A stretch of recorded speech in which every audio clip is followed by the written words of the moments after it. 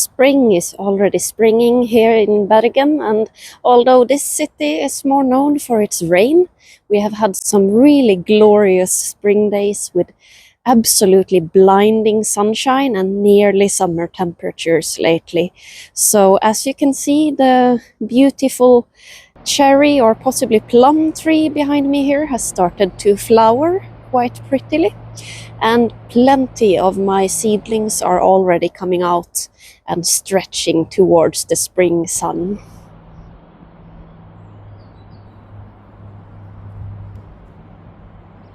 That of course means that the greenhouse is getting quite hot, so today I have opened up this door, and I am going to also open up a window over here,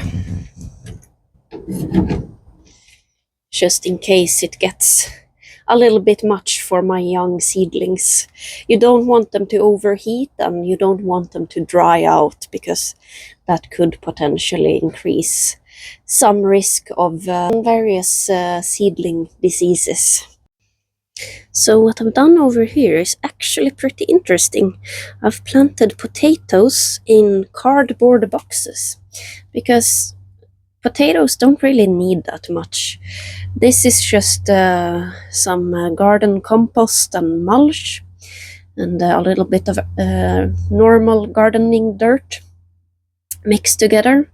And on top of it I've put peas and some flower seeds. Potatoes can be grown pretty much anywhere and everywhere and in so many different ways. You can even grow them in a bag or a bucket or lots of different kinds of containers and mediums.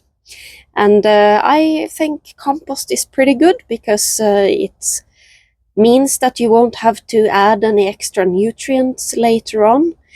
And potatoes are not very fussy or finicky. Another positive thing about compost is of course that it's quite light and fluffy and won't impede the growth of the potatoes the way that too hardly packed earth could do. And in the greenhouse I am also growing various little seeds, lots of flower seeds, and as you can see I have removed the lids off of most of my seedlings now, because they have started to sprout, and like I said, you don't want them to get too hot. It's only in the beginning that you need that lid with the extra moisture being kept in. And if you have a different type of container where a lid won't fit, you can also do this. Just stick some cling wrap or plastic film on top of it. It's not very pretty, but it works really well. As you can see, the moisture is kept in quite well. And those ones have not started showing anything on the surface yet, which is why they still have the cling film on top. And I can see that some of my trays are getting pretty full, because I wasn't too careful when I was sowing all the seeds, so that means I will have to do some prickling out, which I'm pretty sure is the correct English term for it. It's what I've heard Charles Dowding say. So I'm doing several different types of peas and beans and some cucumbers and all sorts of things this year. I also have some tomatoes, chili, and I think paprika, but these ones are growing inside in the kitchen window. It's still a little bit too cold, and there is still a little bit of a risk of frost, so you don't want to put those outside too soon. I also have these big container beds, which I simply built from a kit that I ordered online, which wasn't too difficult, but a little bit frustrating, because some of the screws were sticky, so they didn't quite fit the way that they were supposed to, and well, it didn't turn out too pretty in the end, but it works, and I'm quite satisfied with the function of the beds, although the look might not be as perfect as one might wish it to be. And in those beds, I have a good mixture of lots of different types of salad, because I eat a lot of salad in the summer. I love having fresh greens available, and also plenty of different herbs. Dill, for example, I can never get enough dill. However much I grow, I never get enough dill. It's delicious. Delicious. I'm also growing some spinach, kale, some other early brassicas, and broccoli type of plants, because when you grow them outside this early on, they can usually mature enough before all the bugs and things start to come and take them over. If you sow them early on and get them out early, they can even resist quite a bit of frost. Over here I've got lots of different kinds of salad and kale. Marigolds aplenty, because I love the color of marigolds, and they also have a tendency to keep pests away. So I've crammed these with everything that I could think of, and it's growing so well. They are getting lots and lots of sunshine and lots of rain. I've also got plenty of chives. They're easy to grow. They taste really good. And their flowers also attract bees, bumblebees, for example. And I always think that it's very nice to have a good mixture of both herbs, vegetables, flowers, and different kinds of things. Not only because I tend to live in places like apartments and you don't have unlimited space to grow stuff, but also because of something called companion planting, which is basically a principle in permaculture popularly, which is that certain types of plants, they will support each other with pest resistance and by giving each other important nutrients, such as peas and beans, for example. They are very good at binding nitrogen in the soil. And my tulips and other little flower bulbs are well on their way up, whereas some of the earlier spring flowers are well on their way out. So that's the changing of the seasons, I suppose. But I'm hoping that this will be a nice little spot of color in the garden.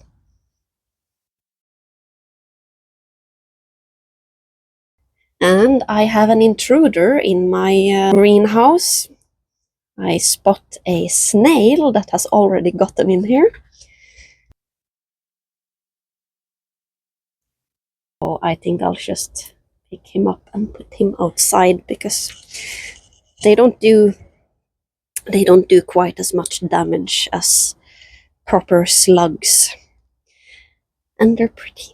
I really like the little snails with the shells on them. I think they are very decorative. So I don't like to do any harm to those ones if I can avoid it. Another important reason for me growing all of these herbs, it's not just for eating, it's also for skincare, especially marigolds.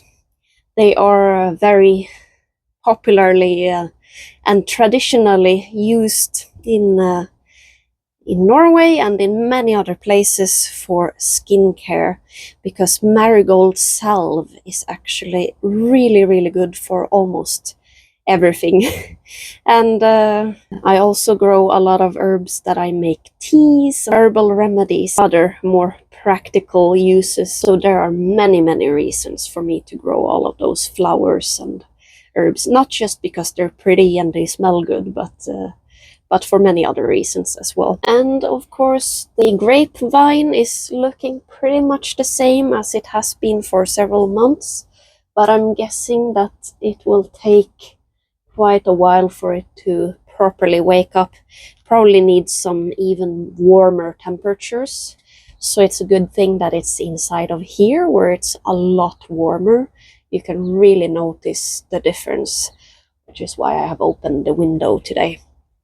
And even though it is looking very much the same, you can actually spot some little buds that are sort of swelling and beginning to do something over here. So something is happening, but it's gonna take a while, I'm guessing.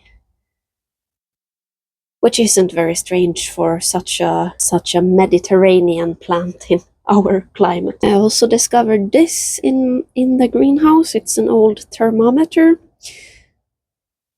It's showing degrees in Celsius, of course, but I'm not sure how correct it is because it's actually showing 30 degrees today, which seems way too much.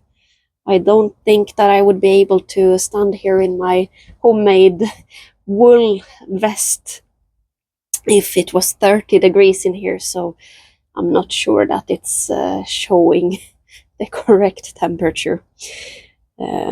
Although I am getting a little bit hot in here. So I do have some tasks that I will have to do. I won't do it straight away, but these seed trays definitely need to have something done to them pretty soon. I'm also not sure that everything that's growing in there is actually the stuff that I want, because I noticed that the compost that I am using actually has quite a bit of weeds in it. Various little weeds. You can see them here, for example. This is a type that I think a lot of gardeners will recognize. It is edible, it is very nutritious, and in Norwegian it is called skvallerkål, which is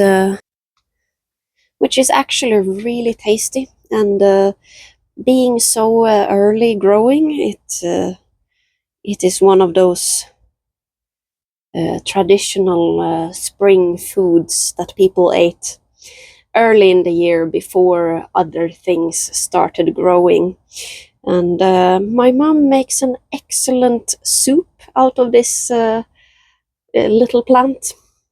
It's almost like spinach, so I quite like it. It's got a little bit of a spicy flavor, almost like rucola, but I think it's very tasty, and especially if you mix it with some more wild plants. I'm pretty sure I have a recipe for that on my website.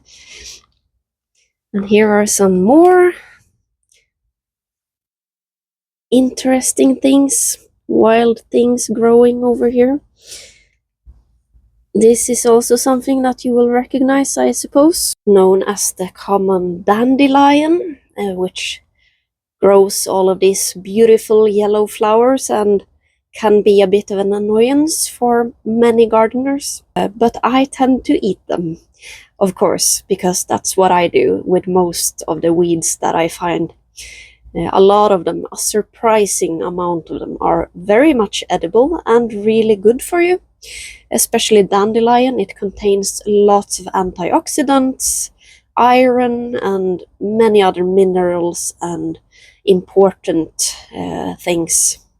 And you can also brew it as a tea, make coffee out of it, or boil the flowers into a really nice syrup that tastes almost like honey. And there are so many things that you can use dandelions for. I think it's wrong to just throw it away as a weed, because it's so useful, like many other such underappreciated plants. So I hope you have enjoyed this video and perhaps found some useful tips or interesting little facts or tidbits. And Have a lovely spring.